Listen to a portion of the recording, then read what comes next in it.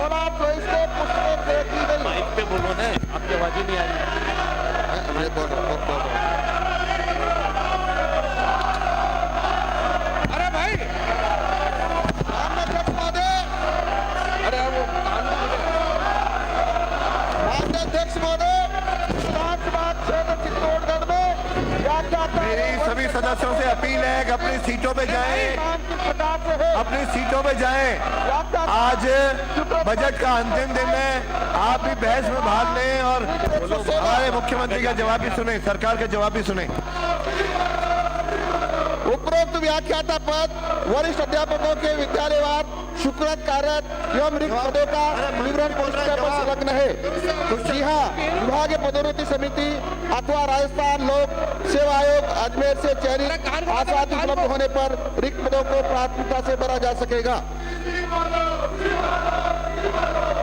पूरा प्रश्न है, पूछो। माननीय अध्यक्ष महोदय, इतने पद खाली क्यों है मेरी विधानसभा में और चित्तौड़गढ़ जिले में? क्या सरकार इनको भरना चाहती नहीं चाहती है? चाहती है तो कब तक, और नहीं चाहती है तो क्यों? एक नंबर।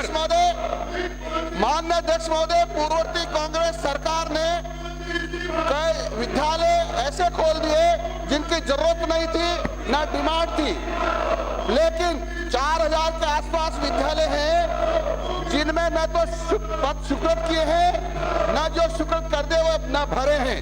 इसके कारण से अधिकांश पद खाली हैं। सस्ती लोकप्रियता के कारण राजस्थान के बालकों का भविष्य अंधकार में करने के लिए इन्होंने अंग्रेजी माध्यम विद्यालय का बोर्ड हिंदी माध्यम विद्यालय पर लटका दिया, और इसके कारण से हिंदी माध्यम पढ़ने वाले बच्चे भी परेशान रहे, अंग्रेजी माध्यम पढ़ने वाले भी बच्चे परेशान रहे, और उसके कारण से कोई व्यवधान न करें। लाखों छात्रों का भविष्य अंधकार में हो गया। इन्होंने जो बालिका विद्यालय थे उनको अंग्रेजी माध्यम घोषित कर दिया। उसके कारण से बालिकाओं ने पढ़ाई छोड़ दी या दूर दराज जाना पड़ा उनको पढ़ने के लिए, और उनके माँ बाप उनको दूर दराज भेजने के लिए तैयार नहीं थे। इसके कारण से लाखों बच्चियों का भविष्य अंधकार में इन्होंने किया है। कांग्रेस सरकार ने राजस्थान के छात्र छात्राओं का भविष्य अंधकार में कर दिया है। और यही नहीं माननीय अध्यक्ष महोदय, जो बच्चे थे वह भी वहां इसलिए नहीं पढ़ पाए क्योंकि वह बच्चों का विद्यालय रहा ही नहीं। जब बच्चों का विद्यालय नहीं रहा तो उनको भी दूर दराज के लिए जाना पड़ा। कई साइंस के कई सब्जेक्ट नहीं खोले इन्होंने, एक ही सब्जेक्ट में वो विद्यालय खोल दिए, दूसरा सब्जेक्ट का कहाँ पढ़ने जाएगा।